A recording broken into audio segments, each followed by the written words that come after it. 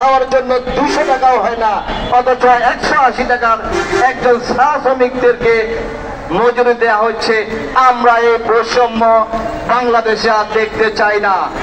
আমরা দেখতে চাই এই দেশে বৈষম্যহীন শ্রমিক থাকবে, শ্রমিকের অধিকারগুলো প্রতিষ্ঠিত হবে।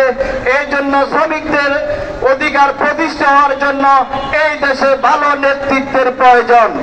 ভালো নেতৃত্বের প্রয়োজনের জন্য আল্লাহ খোদাবিরু সৎ মানুষকে আগামী দিনে আমরা নির্বাচনে দেখতে চাই। আজকে আমাদেরকে খেয়াল রাখতে হবে, এই বাংলাদেশের মানুষ, সর্বস্তরের মানুষ ঐক্যবদ্ধ হয়েছে। আগামী বাংলাদেশ মানুষ ইসলামকে দেখতে চায়, চরমনায় বিশ্বাস হুজুরকে দেখতে চায়, হাত পাকাকে মানুষ দেখতে চায়।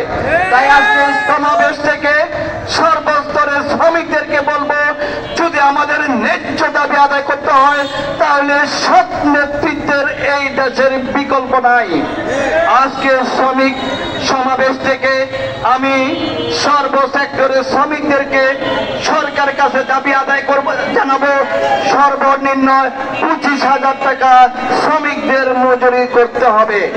সংগ্রামী সাথী ও ভাই বন্ধুগণ, আমাদের একটু পরে আমাদের প্রোগ্রাম শেষ হয়ে যাবে, আমরা র্যালি করব।